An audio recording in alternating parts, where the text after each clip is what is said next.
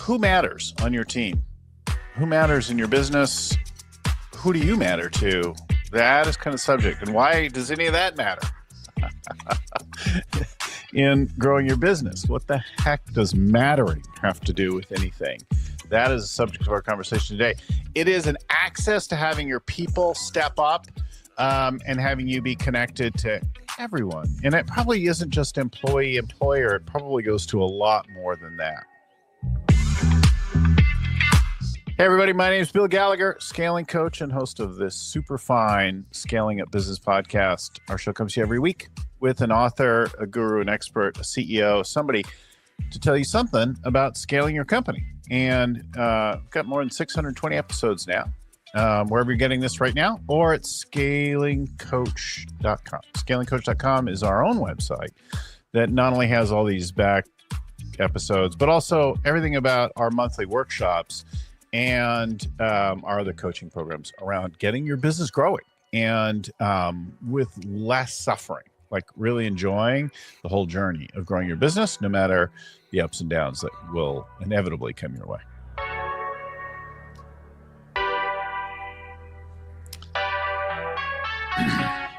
All right, I'm joined now, if you're watching on screen, he's already there, Zach Mercurio. Zach, welcome to the show.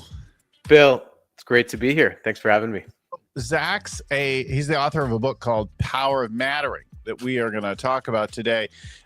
He's a PhD. He's a keynote speaker, consultant. He has worked with all kinds of other groups like the U.S. Air Force and American Express, and he's been published in Harvard Business Review and Forbes, and he works with Simon Sinek's group. And so anyway, he matters.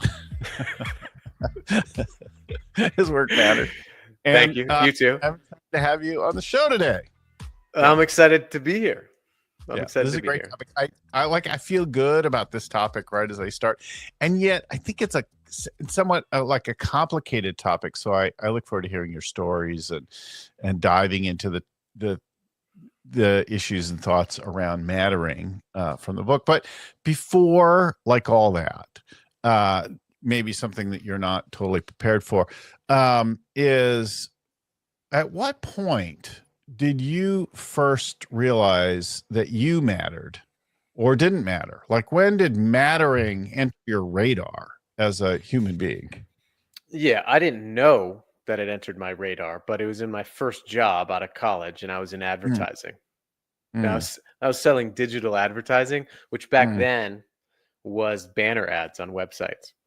And I would get sent out as a salesperson, and I would go have these amazing conversations with people who were putting their lives into their businesses. We worked with a lot of growing businesses, and they were people, humans, living important lives, right?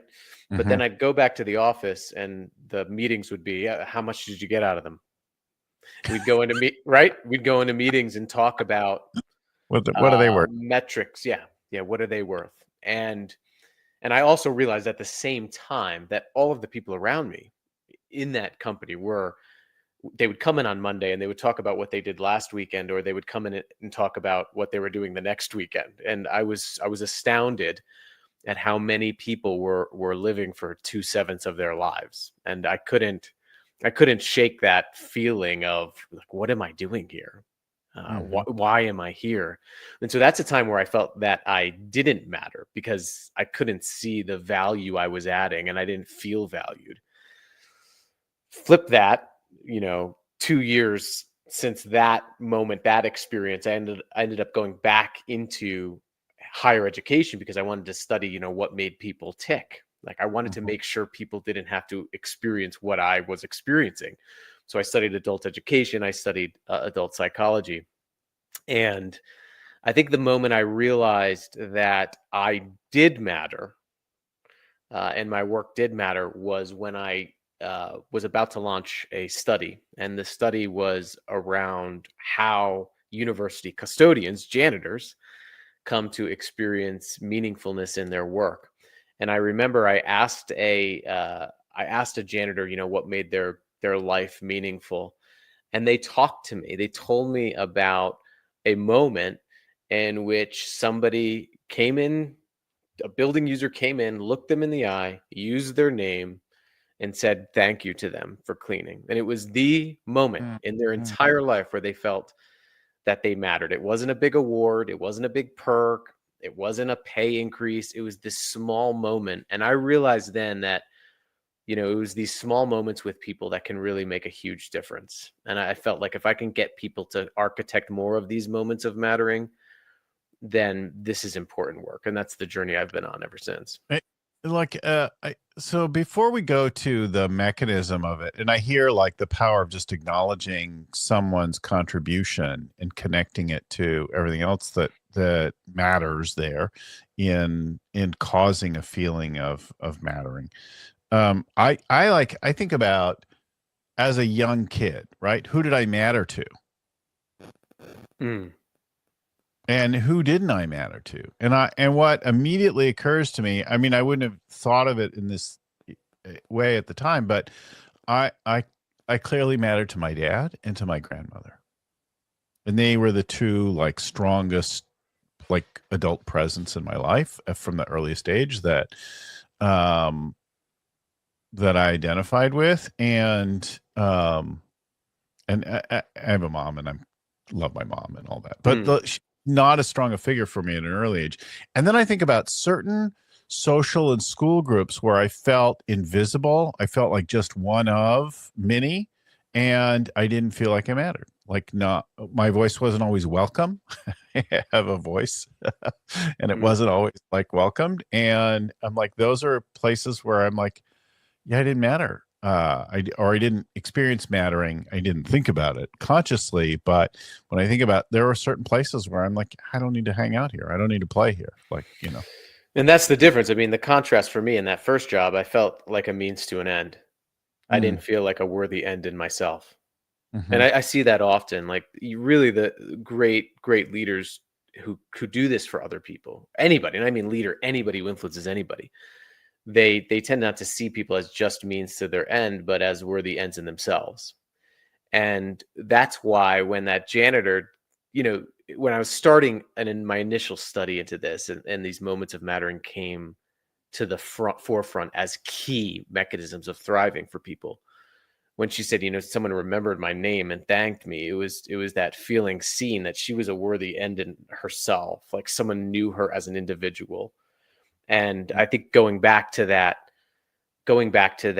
account that you had of feeling invisible, of not feeling seen, of not feeling heard, of not feeling that we're significant, that can have tragic consequences if it's perpetually repeated in people's lives. And some evidence, indicates that we're facing a deficit of mattering in our workplaces, in our society right now. It's mhm. masquerading as things like loneliness epidemic or disengagement, but really, when you get down into it, there's these moments of insignificance where people feel like you felt.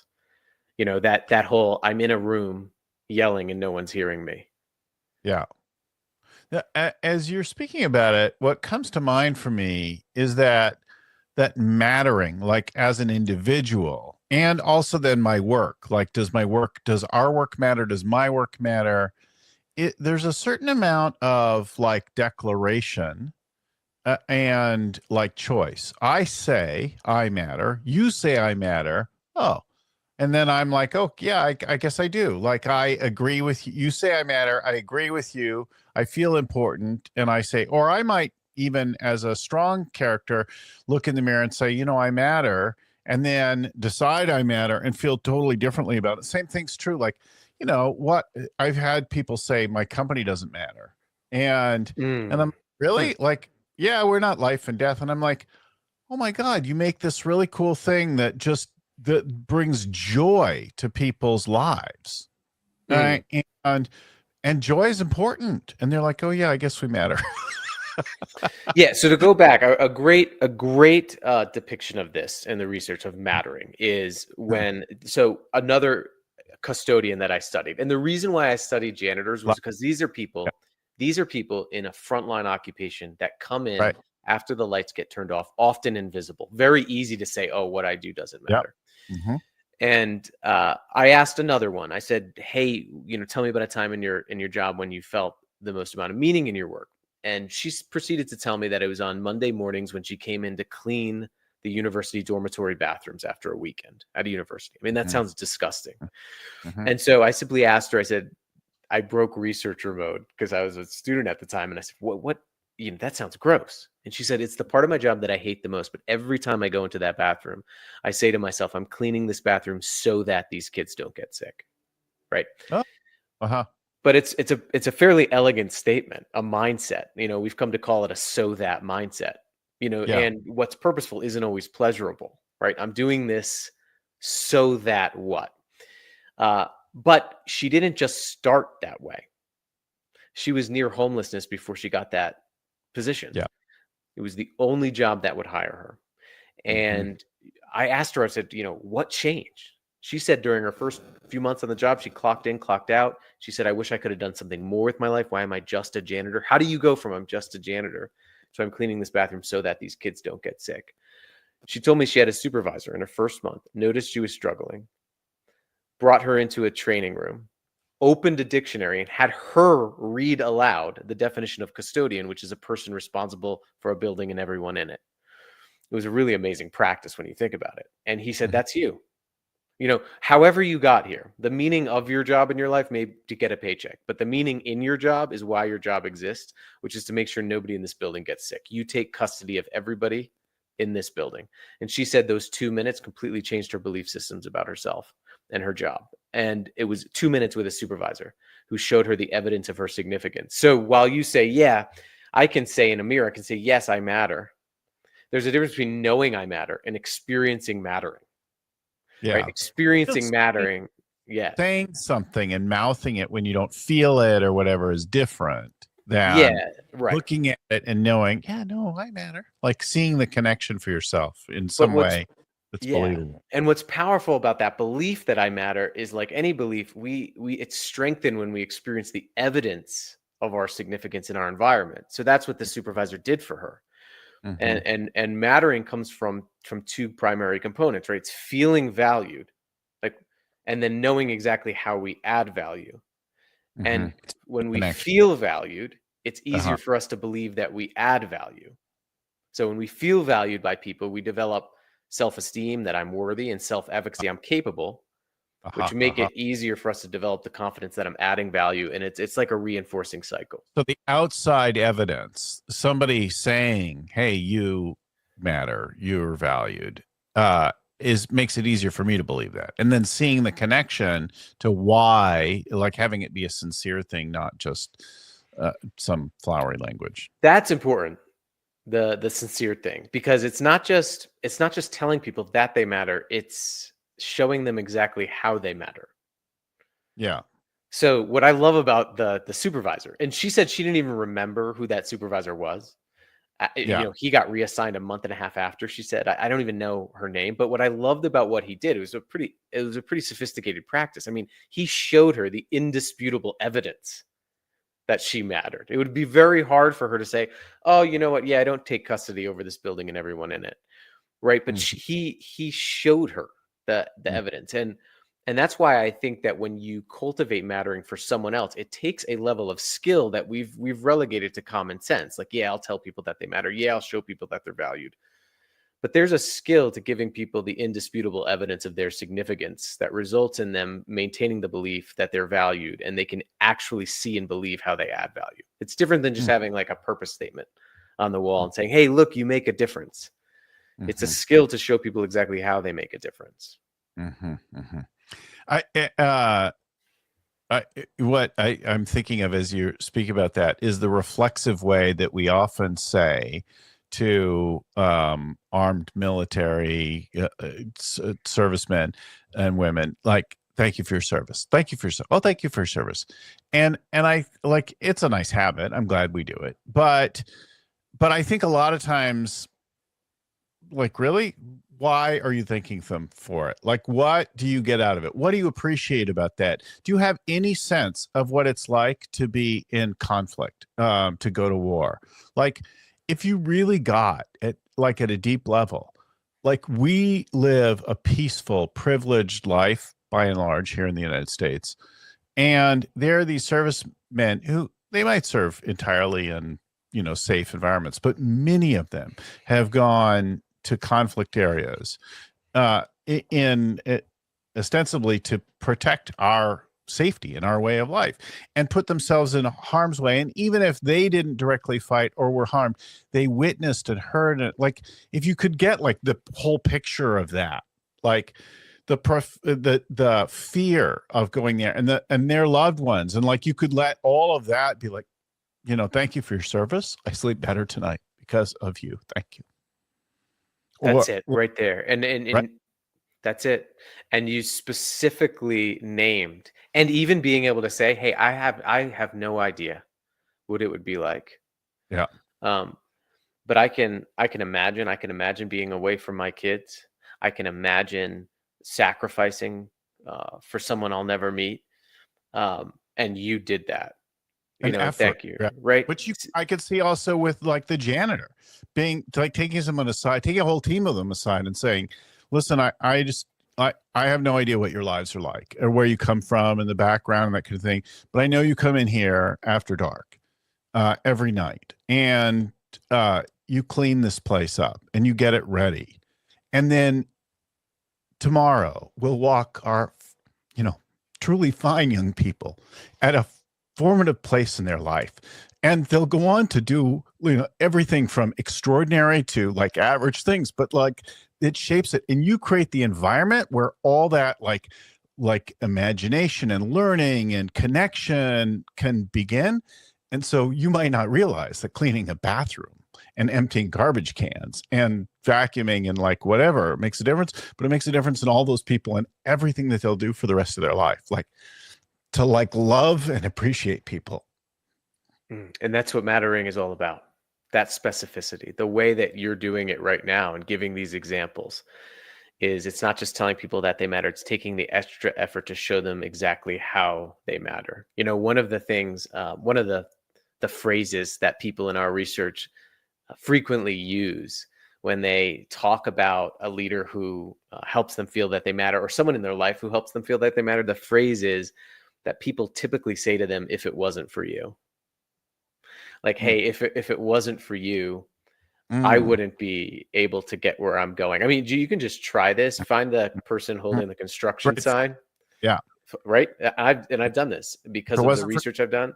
Hey, if it wasn't for you, I just want to let you know, if it wasn't for you, I wouldn't be able to even get to where I'm going. Just do that once, and you will probably be the only person, sadly, who has talked, for example, to a construction worker in that way.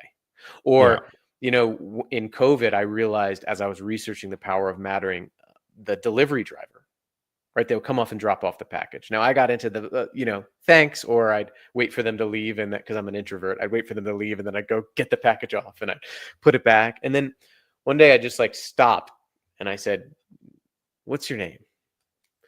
And we started talking, and then I started joking around, being like, here's what you brought me, here's what it's going to do, here's why I'm excited about it, or my kids are excited about it. And just that getting a picture of something, right? Like seeing people just picture. When you do this, you'll see someone just come alive. One great place to do this is in airports, right? If you go into the bathroom at an airport and you see a janitor or the cart, I want everybody to do an experiment and just look them in the eye and say, hey, I just wanted to thank you for cleaning.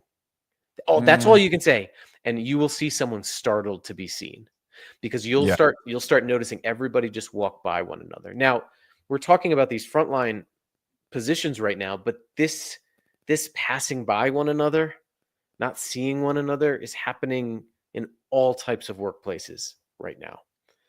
In all types of organizations right now, where people feel unseen, unheard, undervalued. There was one report that found that 30% of people indicated they felt invisible or flat out ignored in their workplaces. Gallup just released their engagement data. It's the lowest it's been in a decade, despite all of the surveys, all of the attention, all of the best-selling books. It was at 31%. Now, but if you dig deeper into the data, just 39% of people said that they had someone at work that cared about them as a person. Just 30% said that they had someone at work that invested in their unique potential, right? So it's not a disengagement crisis. It's really, in my view, a mattering deficit. Mm-hmm. Yeah, yeah, I love it. I think there's this whole world of not realizing that connection that we have and not granting to others. When we do big workshops, hotel events, conferences, every now and then we'll find and bring staff like to the front of the room or to the side and tell them about who we are and the work we're doing and that kind of thing, and thank them for like making the event possible, for the way they served, for the way they cleaned and all that. And it is really a pretty remarkable thing to see them, like not used to being thanked for things, right? Why do you think we're so bad at it? I think because we're busy and self-absorbed, preoccupied, and we don't stop to think that telling someone makes a difference. We're just in our own world. Yeah. Like we're doing our own thing. Yeah, and we tend to think it's just going to happen, right? We tend to be in a hurry addiction, so we don't even have enough time to actually do this well. But often what's happened really since the 70s is that this stuff's been relegated to quote unquote soft skills. Mm-hmm. Mm-hmm. And anytime our brains think something is soft or simple, we're susceptible to what's called an overconfidence bias, where we don't even know it's happening, but we think we're better at it than we are. Mm-hmm. And over the last 20 years, one of the things that we've noticed is that as more people have technological platforms, whether it's Slack or whether they're using their phones to communicate in short transactions, like if you give me good news, for example, now I can just send you a thumbs up emoji and say, hey, great. I don't have to sit with you and say, hey, Bill, I've noticed I've noticed that you've been working on that for a long time. I'm really proud of you. Or if you send me some bad news, I can just send a sad emoji to you and say, oh, I'm sorry to hear that. I don't have to sit with you and deal with that discomfort, hear you, come to understand you, empathize with you, be compassionate towards you. And so we've also been, over the last 20 years, not using these skills. That you enacted those skills when you did that example of thanking someone for their service. But we've also not had to use those skills. And what we don't understand and realize is that when we don't use something, it atrophies and we become less proficient at it. Yeah. So we don't have the time. We don't create the time. And we're actually less proficient at these things that have been relegated to soft or common sense, which means that, while they may be common sense, they're not common practice, as the data is indicating. But we can get it back. Yeah. So, before we get into all that, why don't you tell us about working with the Dutch hospital and what happened there? Well, so it wasn't me directly working with them, but there's a great example. And you're talking about the Rotterdam Eye Hospital? Mm-hmm. Yeah. So hospitals, for example, nurses, if you go in and observe a check-in process, they call them huddles in a hospital setting. What you'll observe is nurses get together, clinical teams get together, and at the beginning of every shift, they basically go around and they share how it's going, but it usually looks like this. Here's what's wrong clinically in every room. Go have a great shift, right? And it's no wonder why burnout rates, disengagement rates, patient satisfaction rates are low. I mean, that's how these people who are sacrificing a lot to do these jobs endure every shift. Here's what's going wrong. Go fix it. So researchers at the Rotterdam Eye Hospital decided to split clinical teams into two groups. One group, they had them do a check-in. And it was just a green, yellow, red check-in at the beginning of the shift. Green means you're good, you're in flow. Yellow means you're a little bit reactionary. There's some things pulling at your attention. Red means you're offline. There's so much that's overloading you right now. It's hard to be present. And they just did it. And this is a check-in process that emerged from the military decades earlier. It's been tested time after time.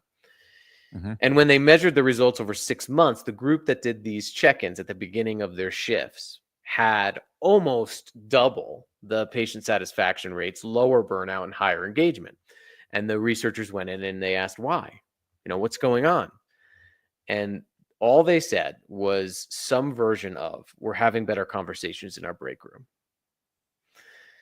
And why was that? Well, for example, if you and I, Bill, do a check-in and you're a red, do you think I'm gonna walk down the hall, see you as a red, and just think to myself, man, I hope Bill figures that one out? Or am I more likely, because I have that data, to say, hey, I noticed you're a red. Is everything okay? Right. And just Yeah. that, Yeah. and that practice of noticing people, of seeing people, which includes their emotions and their energy, just that data can compel compassion. Because oftentimes what happens is we don't have the data to see people because we're just brushing by them. So like that's an example of a practice, a tangible practice. Have some way to check in on how the people are doing before you ask them to do whatever they're doing is a powerful way to see them, notice them, which is a key indicator of mattering. I have a client, it's a large airline, and I like when I go to the gate and I see the pilot put on the vest and go inspect the plane. Like that just makes me feel better. It's always a comforting feeling. He's doing his Yeah, it's walk just nice, right? But Yeah. I asked the client, I asked some of the supervisors there, I said, who checks the pilot every day?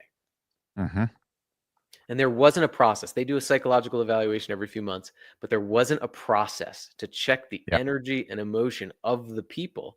But we have all of these robust systems to check the equipment, to check whatever it is that we're doing, check the product, to check quality. But we're not checking the quality of the energy of our people, which is ironically the very energy we need to accomplish whatever it is that we say we want to accomplish. So I'm glad you asked about that story, because that's what I mean by it's a skill. That's a tangible practice to check in on how the people are. And let me just underscore, because our listeners, viewers, probably many of them have read about and are using both daily huddles and weekly meetings. And there's probably some, and I notice as I, even with teams I work with for a little while, I go in and check in on things and I realize they're not necessarily doing it as designed. So in both the check-ins, the huddles, and in the weekly meetings, there's a tendency, like your original story in the hospital, to just go right into what's wrong, the problems, right? And we, as business operators, we have meetings that are largely focused on fixing problems. And yet the experience of being in those meetings day after day, year after year, is that everything is always not working. Like if you were to sum up the whole thing is everything's broken all the time and breaking. And so there's two practices that we have that seem to make a massive difference. But to your point, the first one is often done as a one-word opener.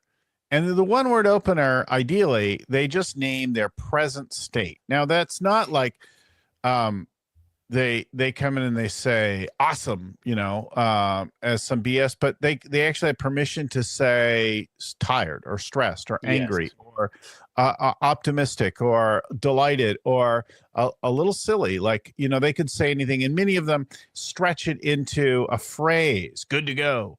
But others, when teaching it, we're always emphasizing, like, look, if you just walked in from a really difficult morning because your 7-year-old has got something going on at school and was quite emotional, and now you're feeling some of their feeling, and like, you could actually just say, I'm exhausted and drained, and that'd be fine, because it allows you to be seen, right? To be seen and recognized by everybody else on the team. And it also lets you move into the meeting. So that's how you were. And now we're here for this. Like it's like a mindfulness practice as well, that lets you name your present state, which also then allows you to move to the next state. Because if you try to move into the next state with that in the background, it's all just like people are talking about whatever, and you're just like, I'm exhausted and I'm tapped out and I'm whatever. And that is like in the background, and there's no room to like set it aside, to bracket it, to do anything with it. You're just, you got these two things that are competing for space in your head. And some leaders I work with are like, hey, I don't want to do these check-ins because it'll open up a can of worms. And I always say, well, the worms are in the can. The worms are there, man.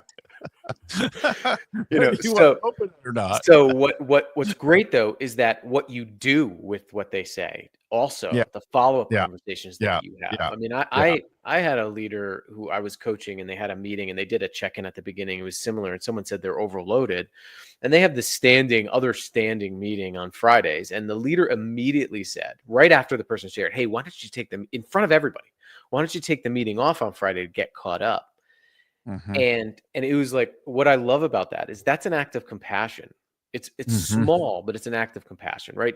You can empathize and be like, oh yeah, it's that time of the quarter, everybody's struggling, and normalize despair in that way, like most leaders do.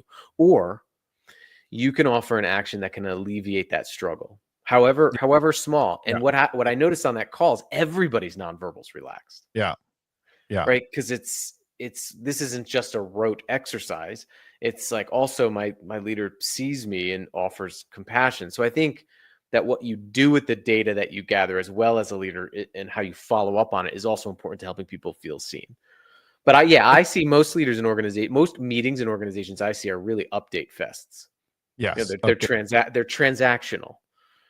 In, in the heat of the pandemic, I had a CEO talk to me about how he was doing, and he had set up a Zoom area like everybody did, and they were meeting with all their teams remotely and that kind of thing. And he's like, I'm just like, he had young kids, and he was like, I'm just stressed out with them, and they're running in and out, and I'm like, and I need to like put on a professional face and tell everybody I'm okay and that it's good. And I'm like, really?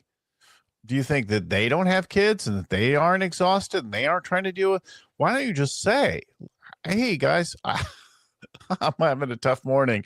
Weekend was kind of a challenger this week, or like name whatever it is, and then ask how everybody else is doing and let people share a little bit. And then together just acknowledge your humanity and what you're grappling with. Right. And he was like, is that okay as a leader? I'm like, absolutely, that's okay as a leader. Being a leader doesn't mean like having everything perfect and figured out. And yet somehow we often think that, like reflexively, like, oh, I just should like have it all buttoned up at all times. I love that, the art of giving up authority as well. So you do another thing. So I had a client, same situation, and he said all this stuff was keeping him up at night. I go into a meeting and write it on the board, everything that's keeping you up at night, and ask them for help. Yes. Beautiful. And Beautiful. what's Yeah. powerful about that is that activates the second side of mattering. So feeling valued is feeling seen in your struggles, feeling supported, feeling like you as a full person are seen, so your energy can be used. But the second part of mattering is knowing how you can add value. Mm-hmm. We actually fear being helpless. Mm-hmm. Like, so when you as a leader give people the opportunity to help, Mm-hmm. when you withhold the opportunity to help, you're actually withholding the opportunity for people to feel that they matter. So by Mm-hmm. giving up authority and asking people for help and saying, hey, here's what's keeping me up at night. Here, I don't know what to do about this. Here are the pressures I'm under. Mm-hmm.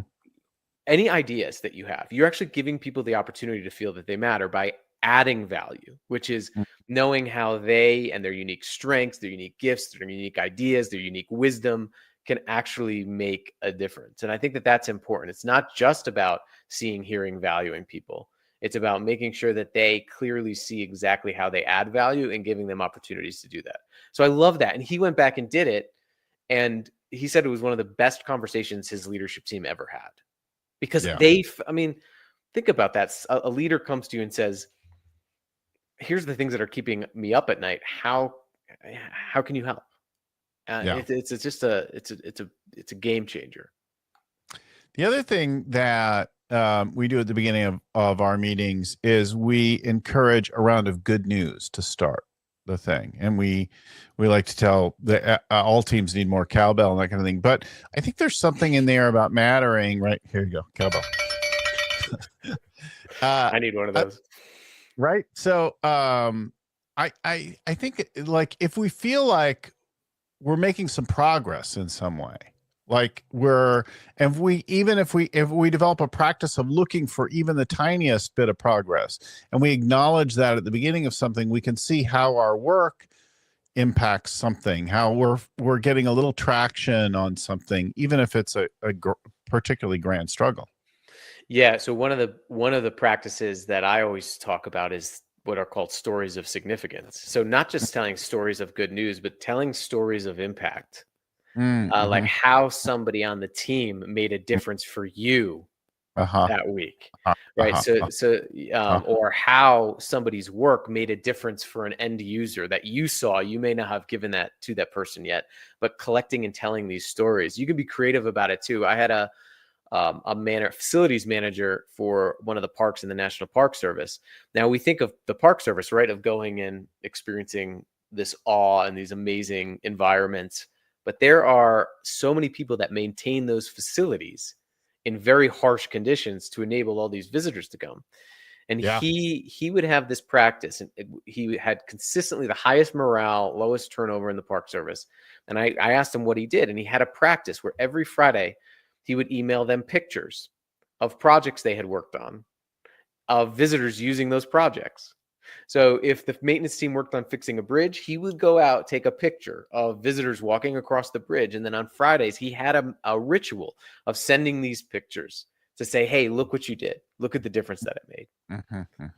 And I love that because, again, it goes back to the indisputable evidence that you matter, that you add value. So collecting and telling these stories of significance, of the impact of someone's work, and then being specific as well, because it's different than just saying thank you. Showing people the difference they make and how they make it is a skill as well. So describing the behaviors they use, naming their strengths or gifts or wisdom or perspective that they brought, and then really showing them how it had an impact on you or someone else, and getting specific can really amp up that sense of, yes, I do matter, I'm adding value, and it can keep the team going in really, in sometimes difficult times.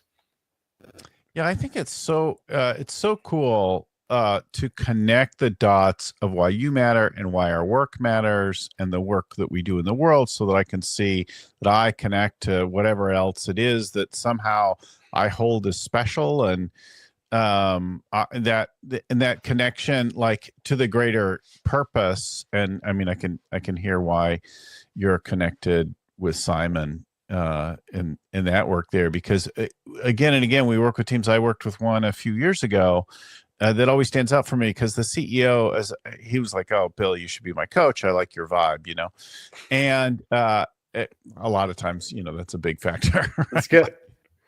So we start working, but as we got to our first session or two, he was like, "Yeah, I don't know about this purpose thing. See, I like everything else about you, but like, I bought this business to make some money, and we do a service, and like, but I just don't think purpose, like, really." So I said, "Okay, well, just indulge me and let's see what happens." So I asked the team to go take a walk, as one of my favorite methods of doing things. And I said, everybody go out, walk on pairs, and just ask, like, what do you do, and why does it matter, and why does that matter, and why does that matter, until you get to something that you just don't have anything else to say about it and you feel strongly about. And they came back and they all put up their different words on the wall, and then we moved a little piece of paper around, and in a matter of moments, what emerged is, we keep the world working. And people were like, "Oh," there was like a little gasp as those words were arranged, and they were like, "Oh, yeah, that's beautiful. Like, I feel special," right? Like, and I'm a little moved by everything all the time, but I still, like, all these years later, I think about it, and they ended up putting on the back of the t-shirts that they wore around the office. And, people felt a little more connected to the work they did and why it mattered. And it's interesting that some people interpreted that as helping the companies to thrive, because they connected and empathized more with the company owners and managers. And other people thought about the people they put to work working in those companies. It was a staffing firm, right? So they could think about it from either way. It worked either way, or both, right? But it was just like a beautiful thing. And then they could see why that thing that they did today helped that guy get a job that helped him keep his family going and fed and like that. And when it's real, I see a lot of the purpose, the people who question purpose, right? They probably think about it as some grand cause, or having some big, huge cause that's really detached from what you do, whether it's a social cause or something else. But it's really the reason for which your company exists. What would be lost if you were gone? Right. And every organization on the planet is in human service in some way. There is a human being at the end of every supplier service chain on the planet or alongside it that makes it happen. And when you can connect with that, and sometimes your biggest social purpose is to make sure that the people who come in and spend 1/3 of their one waking life with you, away from the people who love them, go home feeling noticed, affirmed, and needed as humans. Like if you're struggling to see how your product makes a difference, it probably does. But if you're struggling, just remember that you take up most of someone's one irreplaceable life, and that can be an incredible purpose as well. But I will go one step further in saying, as you said, being able to connect that purpose. What was it? We keep the world working. Yeah. Being able to connect it back to everyday tasks is very important. This is where most organizations who try to pursue the purpose route fail, is they don't have the skills, leadership skills in place to connect it every day back to the everyday task. So you've probably heard the story of John F. Kennedy. He was launching the Apollo missions, and he saw a janitor there, and he asked the janitor, "Hey, what do you do?" And the janitor very calmly said, "Oh, I'm putting a person on the moon." And it's a feel-good story. It's a good one for like a TED Talk or something. But researchers at the Wharton School actually went further, and they tried to figure out, okay, how did NASA, who had over 300,000 contract workers, many of whom wouldn't be contracted when NASA landed on the moon, and they didn't even know if that was possible or not. How do you get all of those people to buy into landing on the moon by the end of the decade to advance science? A mission so big, so ridiculous, so science fiction that it seemed so removed. And what researchers did is they did an archival study where they went and they looked at photographs of NASA facilities during that time, meeting agendas, all of these different management practices. And one of the ones they found was that in these photos, on the blackboards at NASA, they had what were called ladders to the moon. So putting a person on the moon to advance science was on the top, but at the bottom rung of the ladder was the task group that particular work group was working on that month. The next rung up was a tangible, measurable objective that task was necessary for to make possible. The next rung up was a tangible, measurable objective that objective would make possible, all the way up to putting a person on the moon by the end of the decade to advance science. And they repeatedly went through the ladder daily, obsessively, to make sure people just didn't know the purpose. They saw measurably how they were needed for the purpose. I mean, that's a practice that I've come to call laddering, right? Being able to ladder people up to that bigger purpose to show them how they're adding value. And that makes this stick when, again, indisputable evidence that you and your work matters. It's a very engineering approach to letting people feel like they're going to connect the dots. Literally. It is, but it's you connect the dots literally, like a stepping stones approach, but it's also a way of communicating, right, as a leader. When if you're onboarding somebody, for example, and you're telling them about their tasks, start at the top, but then say, hey, and I want to let you know, like, what you're going to be doing first. This is what it enables. When you're implementing a change in an organization, putting it at the top, showing people how they're needed for that change. This is often what we get wrong, right?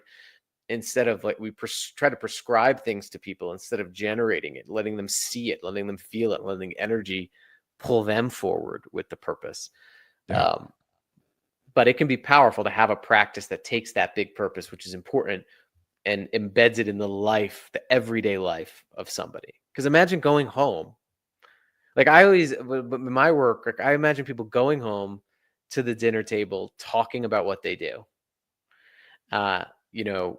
I'm just putting parts in boxes, or I'm doing something so that people can get to where they're going safely. And I use that example because I worked with a company that packaged mirrors that go on cars.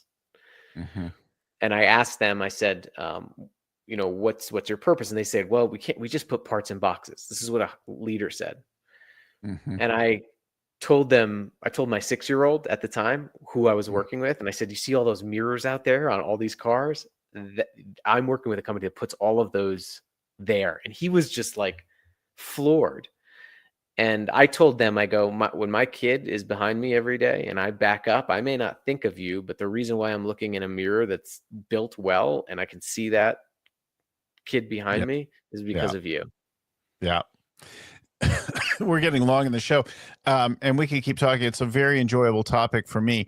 I think the thing to underscore, to like wrap, is the people who listen to this show or watch the show. you're people who are doing something in the world. You have a drive to do something that contributes, that puts a dent in the universe, that improves the world in some way, or you wouldn't be listening to this show. And the thing is that I'd submit that your biggest challenge and complaint is very often people.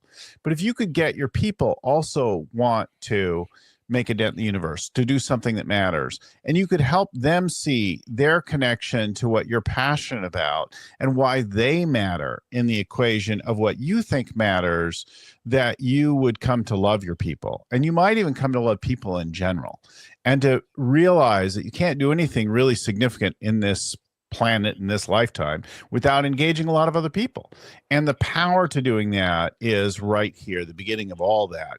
All of our meetings and formats and frameworks and all that, like at the root of it all is getting people to step up and work in a way that's their best, right? And mattering on things that matter is the beginning of all that. And here's the good news, as I'll just add on to that as we end. Yeah. We find in our research that mattering comes through interactions. Mattering happens in moments. I mean, and so as a leader, one of the most significant things you can do is optimize the interactions you already have. This is not about adding more to your plate. It's about optimizing your interactions so people feel seen. Making the existing better. They feel heard, and they feel needed, valued and needed. And I would add that I know your show is called Scaling Up Business. This is a skill set that we can learn, we can relearn, we can hone, we can measure, and you can scale. By ensuring everybody knows these skills, knows the outcome across your organization, anybody who leads anybody, you can scale these skills. Whether you have a team of two or whether you have a team of 2,000, this makes a difference.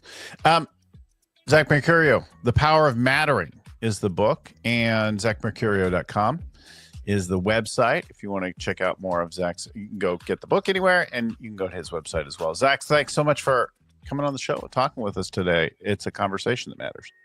Thanks, Bill.